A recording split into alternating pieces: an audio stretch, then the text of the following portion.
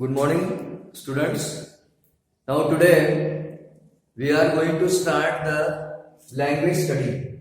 That is called language study. आपको language study का 10th mark का क्वेश्चन आता है एग्जाम में, और उसमें अलग अलग तरह के क्वेश्चन आते हैं. Okay, now today I am going to introduce you what is the language study and what kinds of questions are being asked in the exam. और एग्जाम में किस तरह से क्वेश्चन पूछे जाते हैं वो इसके बारे में हम आज अपने देखने वाले हैं. That is called the language study. उसे लैंग्वेज स्टडी करते हैं. क्वेश्चन 1, जैसे कि पहला क्वेश्चन है, right 2 compound words of your own. अपने खुद के मन के 2 कंपाउंड वर्ड्स लिखो. कंपाउंड वर्ड्स माने है जो 2 शब्द से बने हुए हैं. That means the compound word is such a word which is made with 2 words, जो 2 शब्द से बने हुए हैं. जैसे अगर मैं एग्जांपल लेता हूं तो टाइम टेबल. टाइम टेबल ये हो गया टाइम टेबल.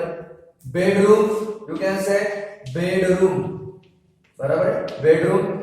उसके बाद then doorway, doorway, doorway, doorway. Doorway के बाद लिख सकते हैं moonlight, moonlight, moonlight, LIGHT, moonlight. So such are the compound words. इसे कंपाउंड वर्ड कहते हैं जो 2 शब्द से बने हुए हैं. Okay, once again, time table, bedroom, doorway and moonlight. You can have to write any 2. कोई भी 2 कंपाउंड वर्ड आपको लिखना पड़ता है. Okay, now see the second question. अब हम सेकंड क्वेश्चन की तरफ जाएंगे. What is second question? Pick out the gerund from the following sentence. नीचे दिए गए वाक्य में से आपको gerund ढूंढना है. What is gerund? gerund means the verb adding ing, जिस वर्ब को ing लगा हुआ है और जिसका यूज नाउन जैसे किया है, that is called the gerund. उसको gerund कहते हैं. Okay, just now take the one example. This attitude of taking destroys family. अब इसमें gerund कौन सा है? ये gerund है taking. Taking is the gerund. इसको ing लगा है टेक को, और वो नाउन जैसे वाक्य में काम कर रहा है, इसलिए उसको gerund कहते हैं. Okay, now this is the gerund, taking. कभी कभी तो underline the gerund and use it in your own sentence. gerund को अंडरलाइन करो और अपने ही वाक्य में उसका यूज करके बताओ. ऐसे भी आता है, ठीक है, लेकिन यहां पे आपको केवल अंडरलाइन करना है gerund. Now question number 3, punctuate the following sentence. नीचे दिए गए सेंटेंस को पंचुएट करो.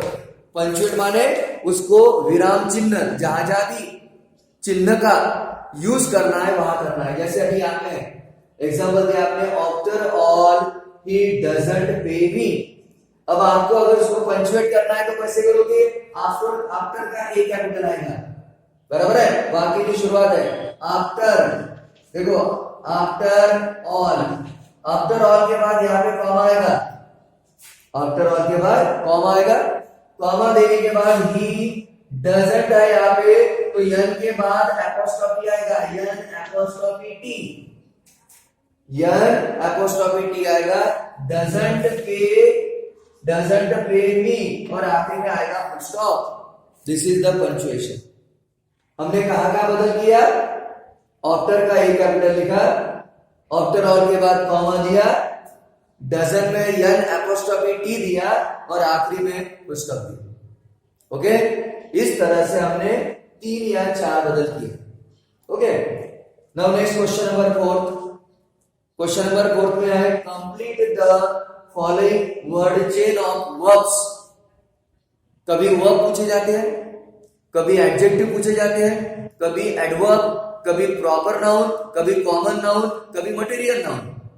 किसी भी तरह का शब्द पूछे जाते हैं. इसमें उसने क्या कहा कि वर्ब का वर्ड चेन बनाओ.